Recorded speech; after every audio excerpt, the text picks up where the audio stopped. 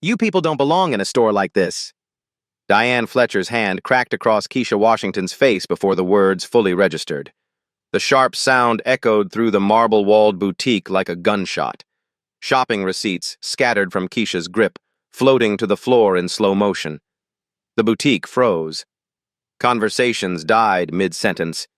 A teenager near the jewelry display gasped, her phone already recording. "Now pick them up," Diane hissed, her wedding ring glinting under the crystal chandeliers. Keisha's cheek burned red, but she didn't flinch, didn't cry, didn't even touch her face. Her designer briefcase remained steady in her other hand, its subtle corporate logo catching the light. She made no move toward the scattered papers.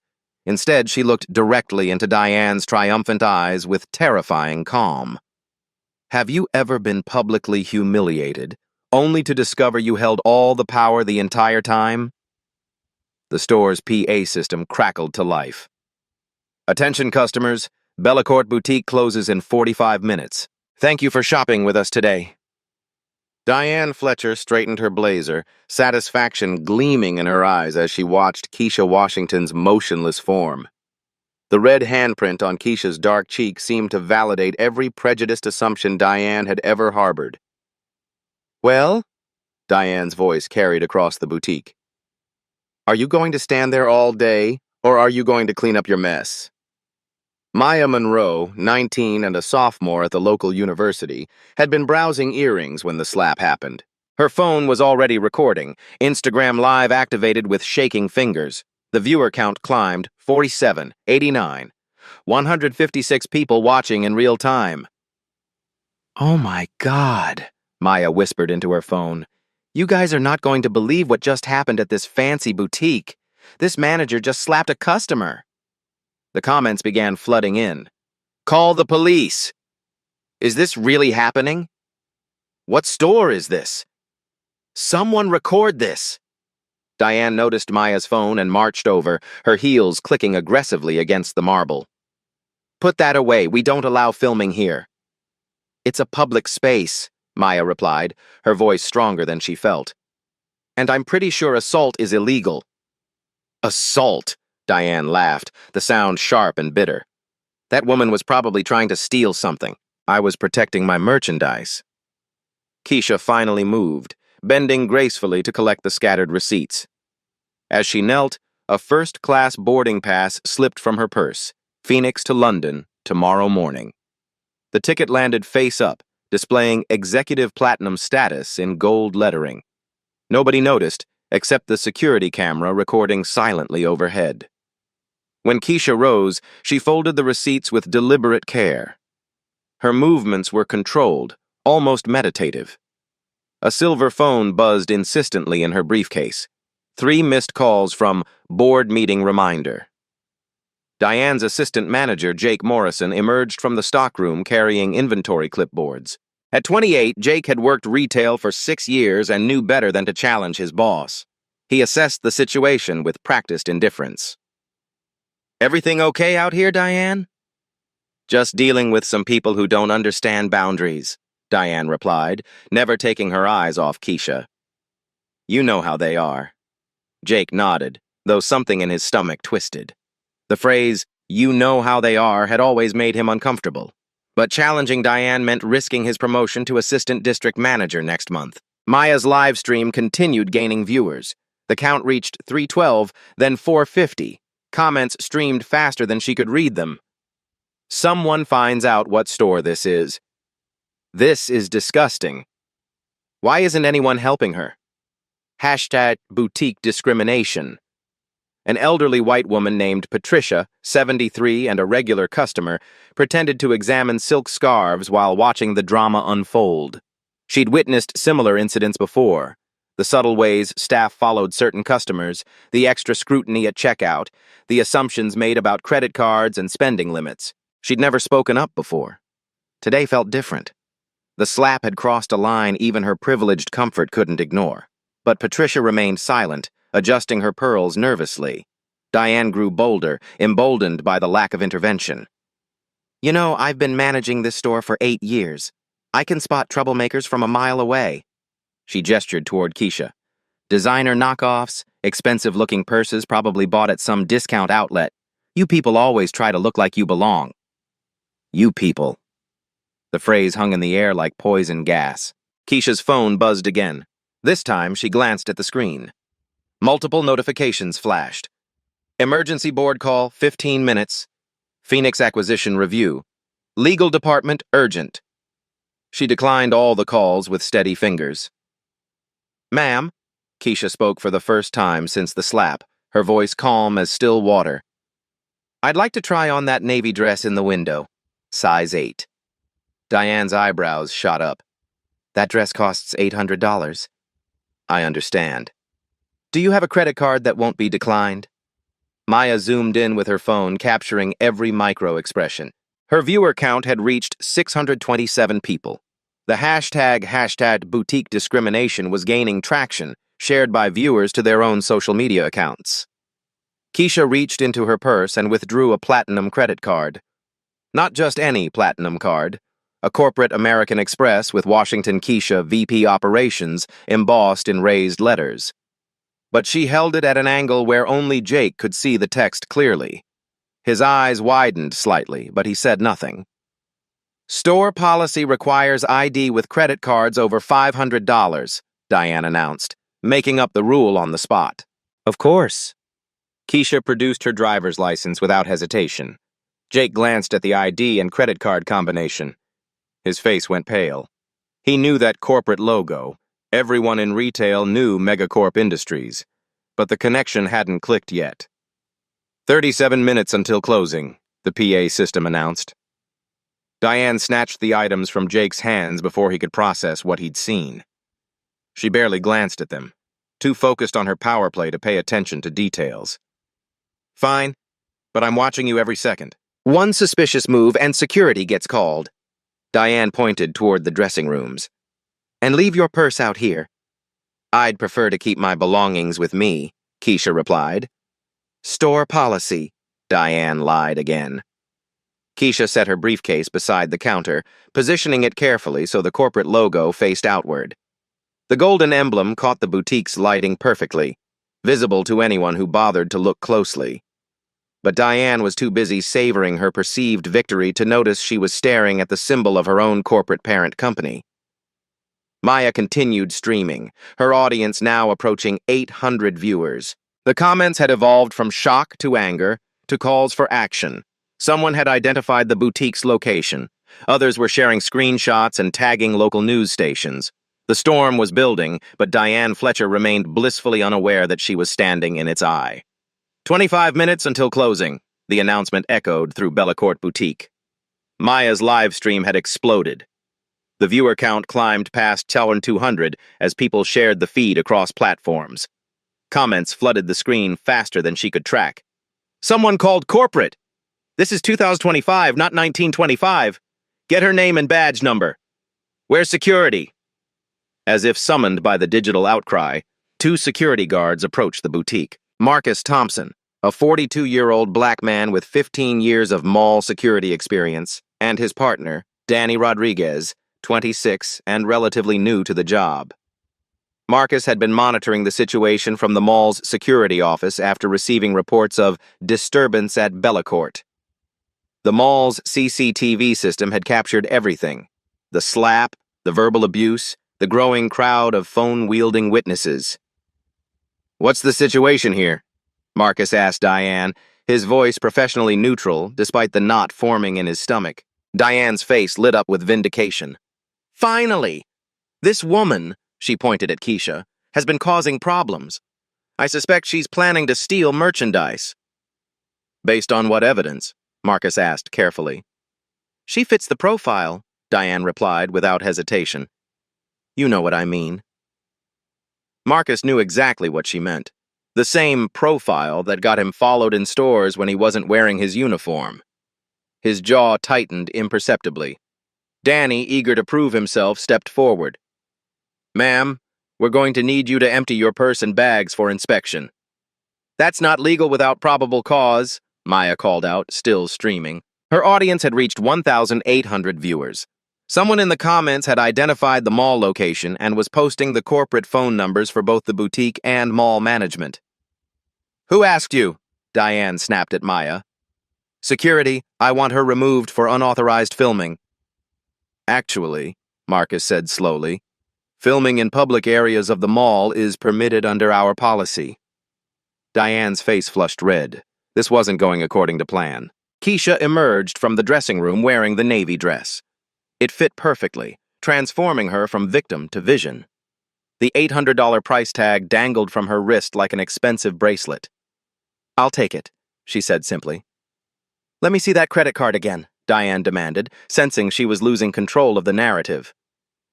Jake Morrison watched nervously as his boss spiraled. He'd been trying to recall where he'd seen that corporate logo on Keisha's briefcase. Something familiar nagged at him.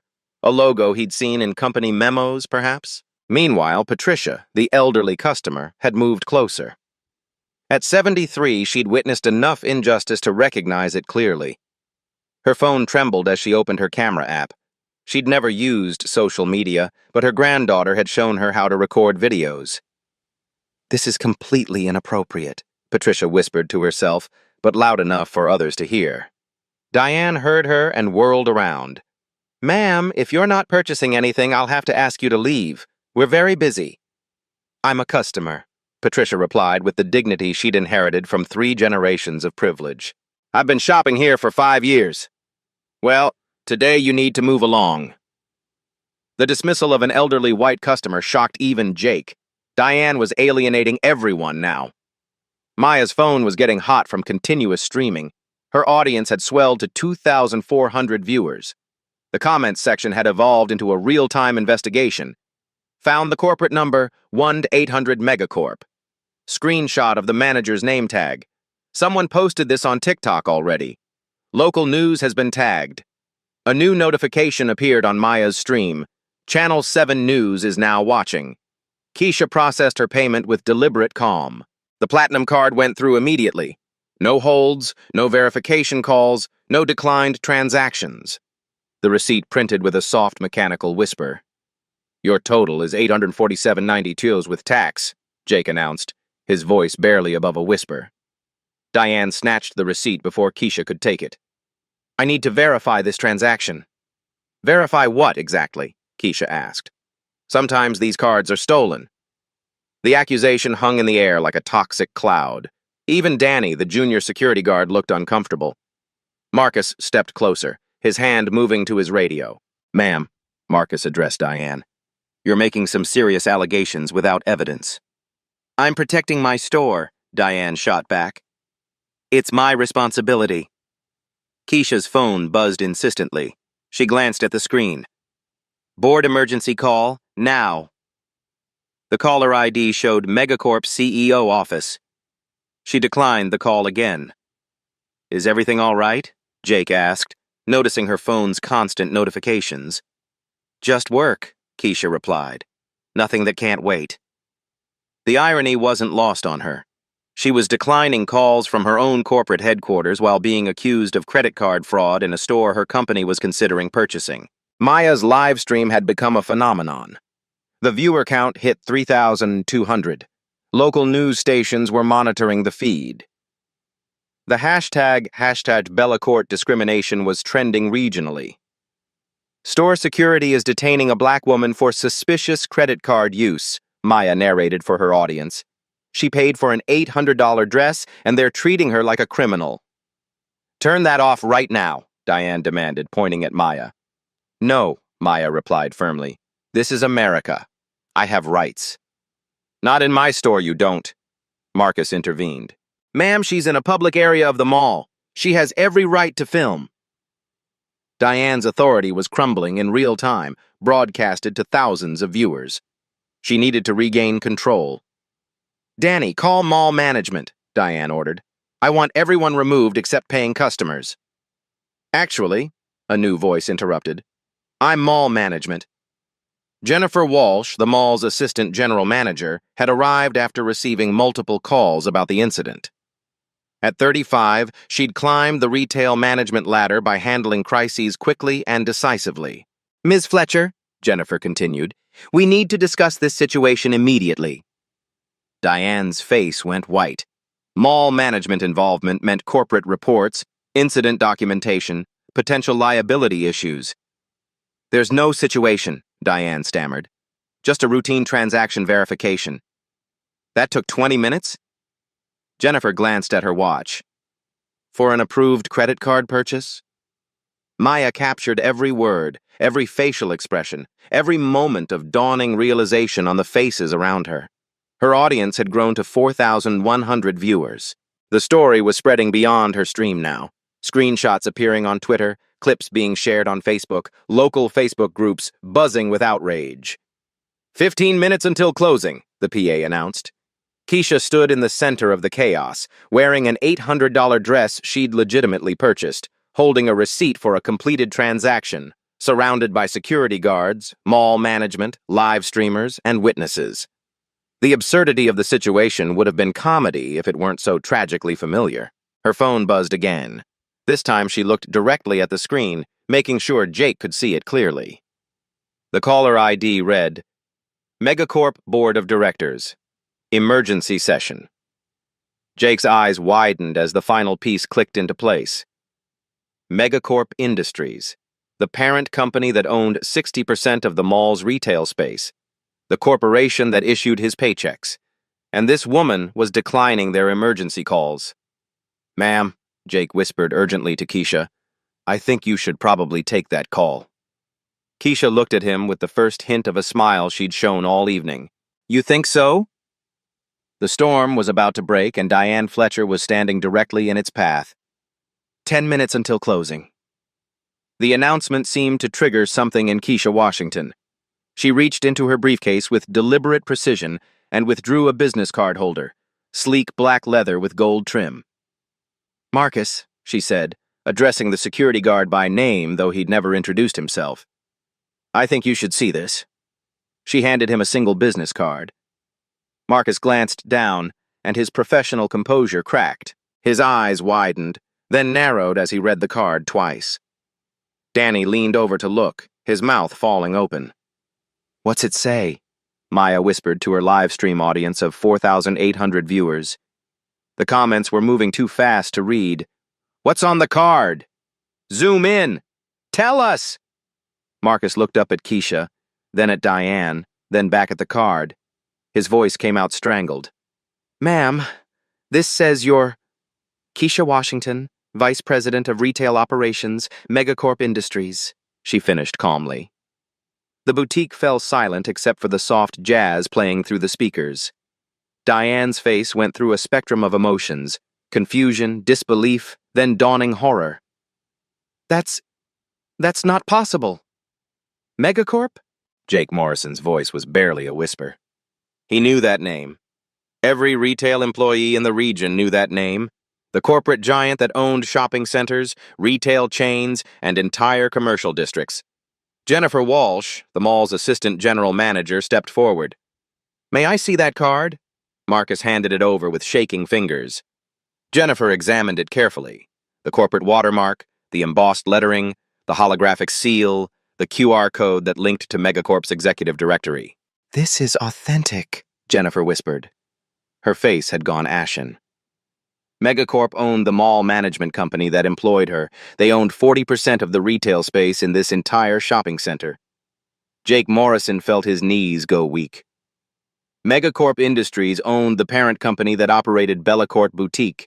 They owned the retail space, the security company, and ultimately issued his paychecks. This woman wasn't just any corporate executive. She was his boss's boss's boss. Maya's live stream exploded. The viewer count shot past 6,000 as people shared the stream frantically. Comments flooded in. She's a VP? Plot twist of the century. That manager is so fired. This is better than Netflix. Someone call TMZ. But Keisha wasn't finished. Not even close. She pulled out her phone and held it so everyone could see the screen. The lock screen was covered with notifications. 17 missed calls from Megacorp CEO office, 12 text messages from Board of Directors, 5 voicemails from Legal Department, Urgent, and 3 calls from Acquisition Team, Priority. I've been declining emergency calls all evening, she said conversationally, scrolling through the missed calls. Calls about our acquisition of Bellecourt's parent company, the deal I've been personally overseeing for 6 months. Diane's face had gone completely white. Acquisition? We're purchasing the entire chain. $89 million.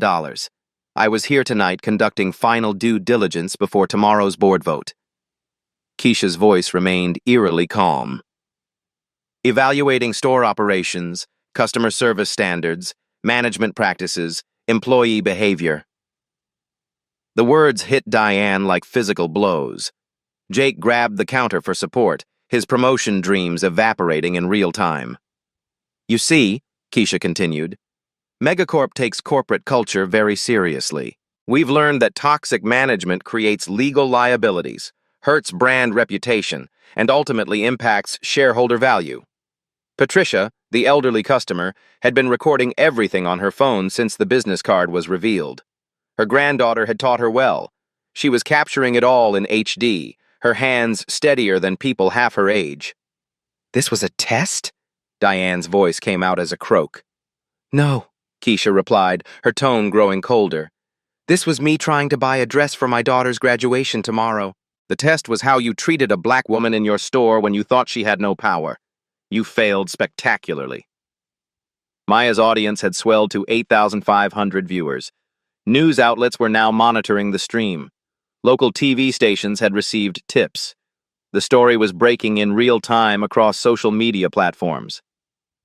Channel 7 News is requesting permission to record, Maya announced to her audience, reading her phone notifications. Fox 5 wants an interview. This is insane. Jennifer Walsh was already on her radio, speaking in urgent, hushed tones to mall security headquarters. Corporate crisis protocols were being activated across multiple companies simultaneously. Marcus stepped back, creating physical distance between himself and the unfolding disaster. In 15 years of security work, he'd never seen anything like this. He'd witnessed shoplifting arrests, minor disputes, even medical emergencies. But watching a corporate executive get racially profiled while conducting a secret business acquisition? This was unprecedented. Danny, the younger security guard, looked completely lost. His training had never covered anything remotely similar to this situation. Keisha touched her phone screen.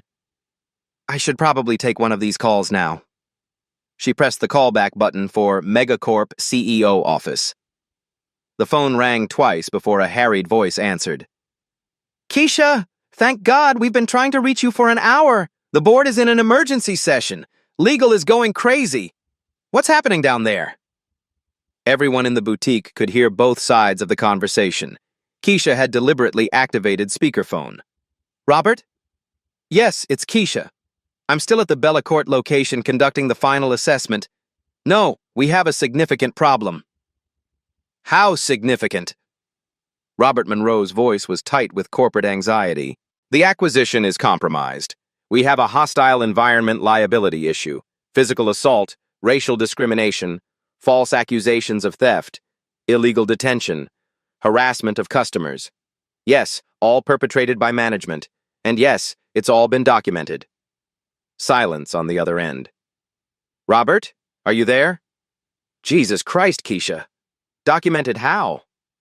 Live streamed, going viral as we speak. Keisha glanced at Maya. How many viewers now? 11,000, Maya replied in amazement, watching the numbers climb in real time. 11,000 people watched employees of your potential acquisition target slap me across the face and accuse me of credit card fraud. The silence on the other end of the call was deafening. Jake could practically hear lawyers scrambling in the background. Robert, are you there? Jesus Christ, Keisha. Are you all right? Do you need medical attention? Legal is going crazy here. They're talking about lawsuit exposure, brand damage, SEC filing implications if this affects the acquisition. I'm fine, but we need emergency board consultation. This changes everything about the deal. Diane had sunk into a chair behind the counter, her face buried in her hands. Her 8 years of management experience were crumbling. Her authority was gone. Her career was over. The liability exposure is massive, Keisha continued into the phone, making sure everyone could hear. Discrimination lawsuits average $240,000 in settlements. But this isn't just about money. This is about corporate culture, brand reputation, and systemic issues that could cost millions. What's your recommendation? Robert's voice was tight with corporate panic. Complete management overhaul, immediate termination of staff involved, comprehensive sensitivity training for all employees, new policies, new oversight, new leadership, and that's just the beginning. Maya's viewers had grown to 13,200. The hashtag Bellacourt discrimination was trending nationally. Local news stations were dispatching crews to the mall. The story was spreading beyond social media into traditional news outlets. Or, Keisha continued, we walk away from the acquisition entirely. $89 million, 6 months of negotiations, but we protect our corporate reputation and avoid inheriting a toxic culture. The board is going to want a full report within the hour. They'll have it. But Robert? I need immediate authorization to handle this situation on the ground. The longer this live streams, the worse it gets for everyone involved. We're looking at potential class action lawsuits, EEOC investigations, and federal civil rights violations. You have full authority, whatever you need, just handle it. The stock price is already taking a hit from social media chatter. Thank you. I'll call you back in 20 minutes with a preliminary damage assessment. Keisha ended the call and looked around the boutique. Diane was crying quietly, her mascara streaking down her cheeks. Jake looked physically sick, probably calculating unemployment benefits. Marcus and Danny stood at attention like soldiers awaiting orders. Jennifer was frantically typing on her phone, probably alerting her own corporate chain about the crisis. Patricia approached slowly, her phone still recording. Excuse me, dear. I'm 73 years old and I've seen a lot of unfairness in my time. I lived through segregation, I saw the civil rights movement, I watched progress happen slowly, but I've never seen anyone handle injustice with such grace and power. Thank you, Keisha replied. Though I'm not finished yet. Maya's stream had become a phenomenon. 15,000 viewers and climbing. The comments had evolved from shock to awe to calls for justice. This is historic. She's handling this like a boss. Justice in real time. That manager picked the wrong woman. Black excellence. But Keisha had one more card to play. She opened her briefcase fully for the first time all evening. Inside, clearly visible to Maya's camera, and the growing crowd of onlookers, were legal documents with Confidential Bellacourt Acquisition stamped across the top in red letters. Multiple file folders were visible. Due diligence report, financial assessment, management evaluation, and cultural integration plan. These are the purchase agreements, she explained calmly, pulling out a thick stack of papers. Signed by our board yesterday. The deal was supposed to close tomorrow morning at 9 a.m. pending my final operational assessment. She held up a single sheet of paper with the Megacorp letterhead. This is my assessment form. Under management quality and customer service standards, I had planned to write acceptable or needs improvement. Diane looked up from her hands, mascara streaking down her cheeks like war paint. Instead, Keisha continued, I'm writing hostile environment, immediate management restructuring required, and systematic discrimination, legal liability high. Recommend acquisition termination. The boutique was dead silent except for the continuous ding of notifications from Maya's phone as viewers shared the stream across every social media platform imaginable. Store closing in 5 minutes, the PA announced, oblivious to the corporate earthquake happening in real time. Keisha tucked the documents back into her briefcase and straightened her $800 dress, the dress she'd bought with her own money while being accused of credit card fraud. Now, she said, looking directly at Diane, we are going to discuss what happens next. The twist was complete. The victim had become the judge, and 17,000 people were watching justice unfold live. 5 minutes until closing. All customers, please finalize your purchases. The PA announcement felt surreal against the corporate crisis unfolding in real time. Maya's live stream had reached 19,000 viewers. The hashtag Bellacourt discrimination was trending in 12 states. Local news vans were arriving in the parking lot. Keisha Washington stood in the center of the boutique like the eye of a hurricane, surrounded by the chaos she'd unleashed with a single business card. "Diane Fletcher," she said, her voice carrying the weight of corporate authority for the first time all evening. "Store manager for 8 years. Salary, $42,000 annually plus commission. Last performance review. Satisfactory with noted areas for improvement in cultural sensitivity." Diane's head snapped up. "How do you know my salary?" "Because I signed the budget approvals for all regional management compensation." Keisha pulled out her phone and opened a corporate app. "I also have access to your employment file, disciplinary records, and customer complaint history." Jake Morrison watched in horror as Keisha's fingers moved across her phone screen. "3 formal complaints filed against you in the past 2 years," Keisha continued, reading from her phone. "All involving allegations of racial profiling. HR dismissed them as unsubstantiated because there were no witnesses willing to come forward." Maya zoomed in on Keisha's phone screen, though the text was too small for her viewers to read clearly. The comments exploded. "She has access to everything. This woman is unstoppable. Corporate receipts in real time." "Tonight," Keisha said, looking directly into Maya's camera, "we have 20,000 witnesses."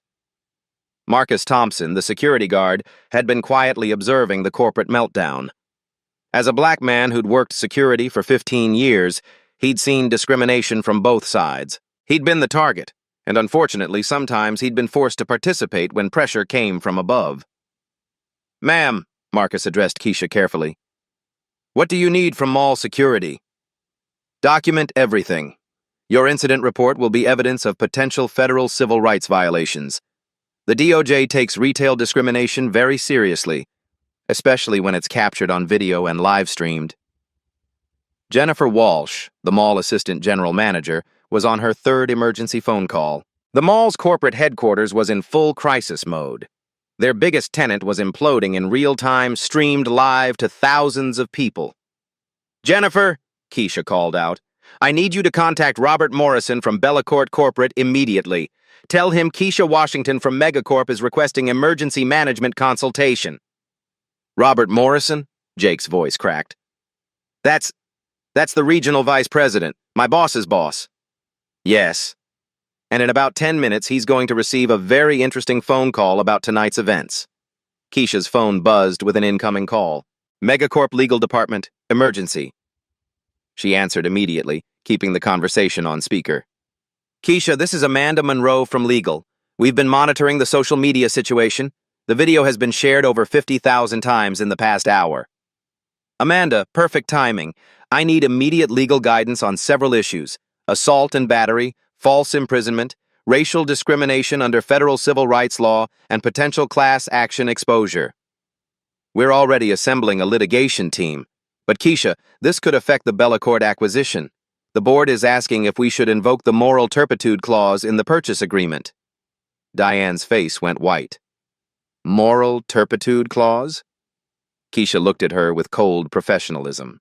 "Standard language in acquisition contracts. If the target company engages in behavior that damages corporate reputation or exposes us to legal liability, we can terminate the purchase agreement immediately."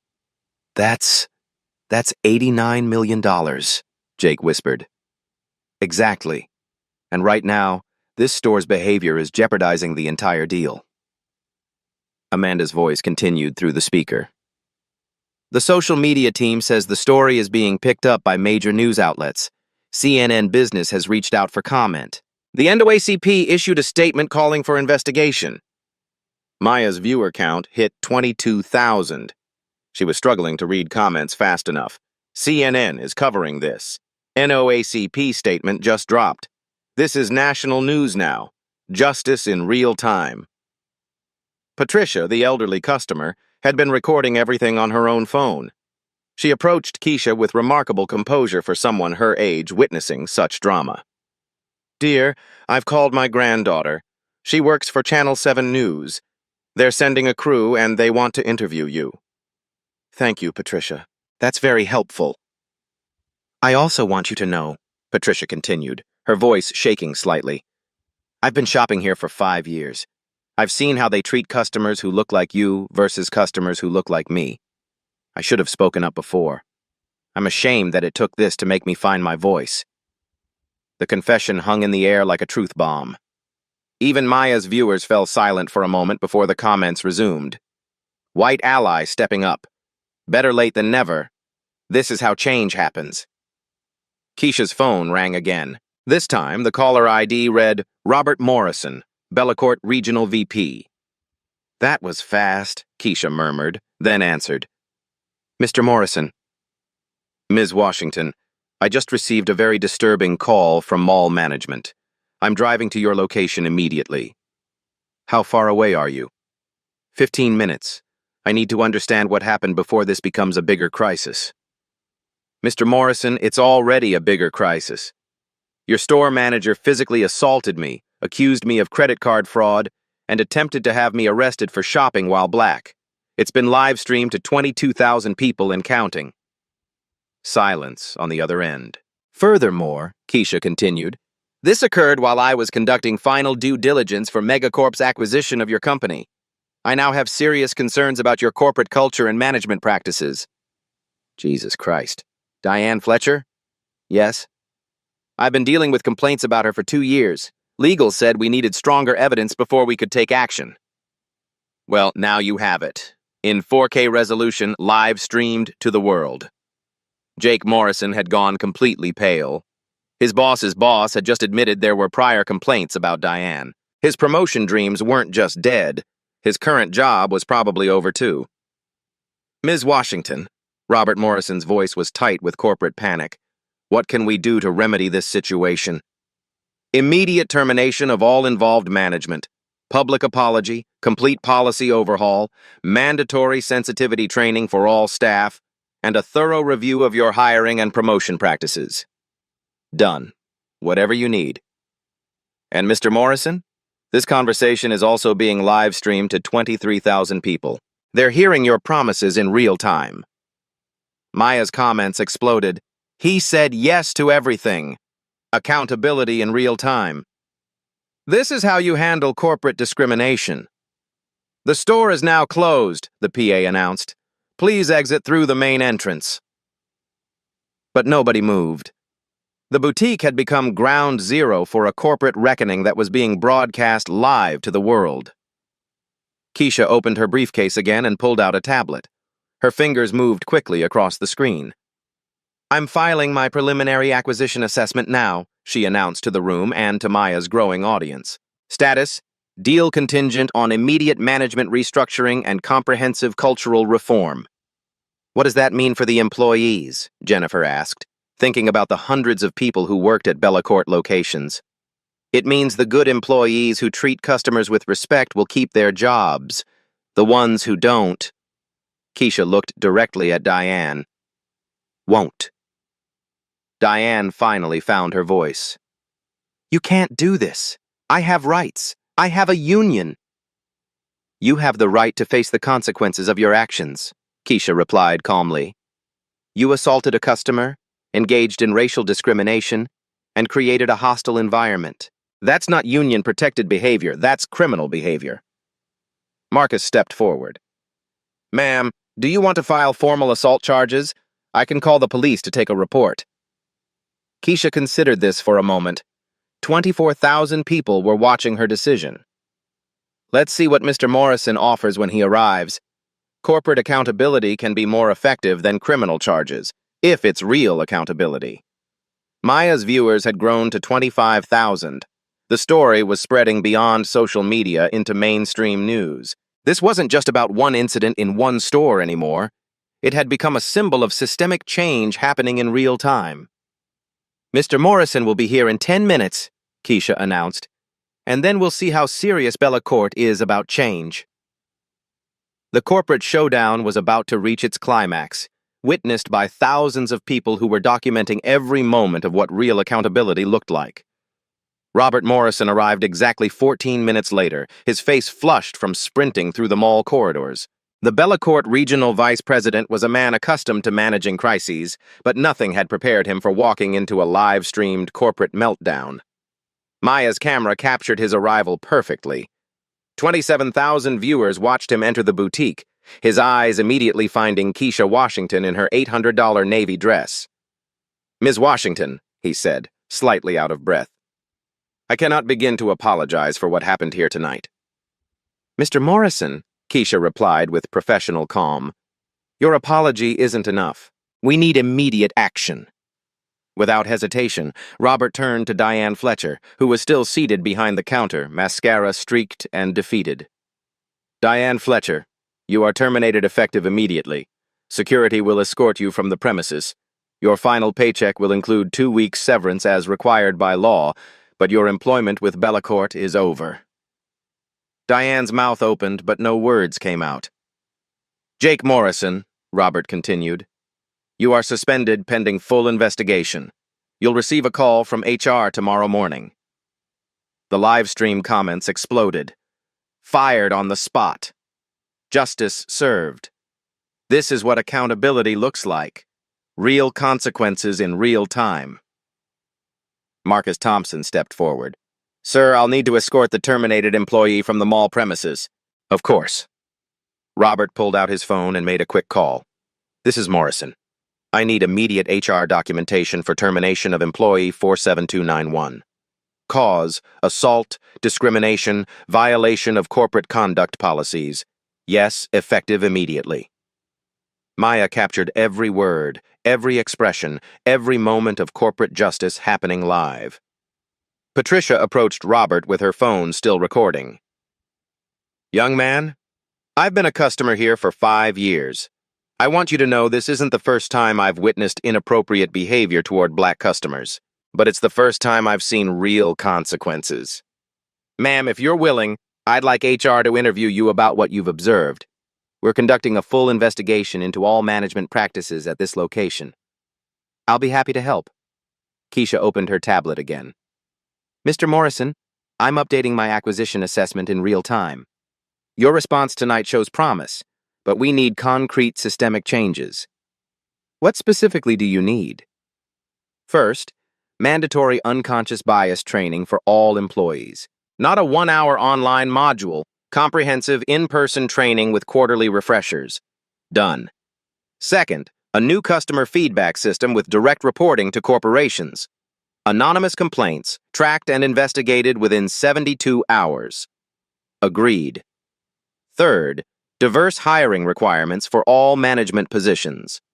Your leadership team needs to reflect your customer base. I'll work with HR on implementation immediately." Maya's audience had reached 29,000 viewers. The comments were a mix of celebration and calls for continued accountability. Don't let them backslide. This needs to happen everywhere. Real change happening live. Document everything. Jennifer Walsh, the mall manager, stepped forward. "Ms. Washington, I want to assure you that mall management will be implementing similar policies. We cannot allow discrimination in any of our retail spaces." "I appreciate that, Jennifer. Megacorp takes the business climate of our properties very seriously." Robert Morrison pulled out his company tablet. "Ms. Washington, I'm issuing a formal corporate statement right now. It will be posted on our website, social media, and sent to all employees within the hour." He began typing rapidly, then turned the tablet toward Maya's camera so the live stream could see. Bellacourt Corporate Statement. Tonight, unacceptable discrimination occurred at our Westfield location. The manager responsible has been terminated immediately. We are implementing comprehensive reforms, including mandatory sensitivity training, diverse hiring requirements, and enhanced customer feedback systems. Discrimination has no place in our stores or our society. We commit to being part of the solution. The live stream exploded with reactions. Public accountability. Screenshot this statement. This is how corporations should respond. Don't just post it, follow through. Keisha reviewed the statement, then nodded. That's a good start. But Mr. Morrison, the real test isn't what you post tonight. It's what happens in 6 months, 12 months, when the cameras are gone and the social media attention has moved on. I understand. And Ms. Washington, I hope you'll consider allowing Megacorp to monitor our progress. We want to earn back the trust we lost tonight. We'll be watching, Keisha said simply. Marcus had quietly escorted Diane from the boutique. She left without saying another word, her 8-year career ending in disgrace and viral infamy. Jake Morrison gathered his belongings, his face ashen. His promotion dreams had become unemployment reality in the span of 2 hours. Patricia approached Keisha one final time. "Dear, what you did tonight, standing your ground, demanding justice, creating change, that's courage. My granddaughter is going to write about this story, and I'm going to make sure she gets it right." "Thank you, Patricia. Your voice matters too. Allies speaking up makes all the difference." Robert Morrison concluded his evening of crisis management. "Ms. Washington, the Bellacorp chain will be a better company because of what happened here tonight. I hope the Megacorp acquisition can proceed with your confidence in our commitment to change." "We'll see," Keisha replied. "Change is measured in actions, not words." Maya announced to her audience, 31,000 viewers witnessed real accountability tonight. This is what justice looks like when it's demanded, documented, and delivered. The boutique began to empty, but the impact of the evening would ripple through corporate policies, employee training programs, and customer service standards for years to come. Real change had begun, live-streamed to the world, one honest conversation at a time. 3 months later, the Bellacorp acquisition closed successfully. The $89 million deal proceeded with new leadership, comprehensive cultural reforms, and Keisha Washington's full endorsement. Maya Monroe's live stream from that night reached over 2.8 million views across all platforms. She parlayed the viral moment into a journalism scholarship and now covers social justice stories for her university's award-winning news program. She learned that one person with a camera and courage can document history in real time. Patricia Williams became an unlikely activist at 73. Her granddaughter's news report won a regional journalism award. Patricia now volunteers with the NAACP, sharing her story about finding her voice later in life. She proved that allyship has no expiration date. Robert Morrison implemented every promised reform. Unconscious bias training became mandatory across all 847 Bellacorp locations. The customer feedback system resulted in 3 additional management terminations and dozens of policy improvements. Anonymous complaints dropped 60% as trust in the system grew. Marcus Thompson, the security guard, was promoted to head of mall security training. He now teaches de-escalation techniques and cultural sensitivity to security teams across the region. His experience witnessing justice unfold showed him that speaking up creates change. Diane Fletcher struggled to find employment in retail management. Her viral infamy followed her across social media searches. She eventually moved to another state and took a job in warehouse logistics, far from customer interaction. Her story became a cautionary tale about the permanent consequences of discrimination in the digital age. Jake Morrison used his suspension period for reflection. He completed voluntary sensitivity training and now manages a small bookstore that emphasizes community inclusion. He learned that staying silent in the face of injustice makes you complicit. The #Bellacorp discrimination hashtag evolved into #retail accountability, inspiring similar confrontations of discrimination across the country. Dozens of other incidents were documented, shared, and addressed because people found their voices. Keisha Washington was promoted to Senior Vice President of Corporate Culture at Megacorp. She now oversees diversity, equity, and inclusion initiatives across all company holdings. Her daughter wore the navy dress to her graduation ceremony, calling it the dress that changed retail. These real-life stories prove that quiet power often transforms systems more effectively than loud anger. When we document injustice, we create accountability. When we demand change, we get results. The touching stories from that night remind us that everyday courage can create extraordinary change. Black stories matter. Black voices uncut create impact that ripples far beyond viral moments. Life stories like Keisha's show us that preparation meets opportunity in unexpected ways. Her education, professional position, and calm strategic thinking turned a moment of humiliation into systemic transformation. But most importantly, This story proves that justice doesn't always require lawyers, lawsuits, or legislation. Sometimes it just requires someone brave enough to document truth, someone powerful enough to demand change, and someone wise enough to choose reform over revenge. Real power isn't about getting even. It's about making sure the next person doesn't face what you faced. Have you witnessed discrimination in retail spaces? Share your experience in the comments below. Your voice creates change. Your story matters. Your courage inspires others. Hit subscribe to Black Voices Uncut for more stories where quiet strength transforms unjust systems. Ring the notification bell because every documented injustice becomes accountability. Every shared story builds community. Every view demands change. When we speak truth to power, power listens. When we demand justice, justice responds. When we create change together, the world becomes better for everyone.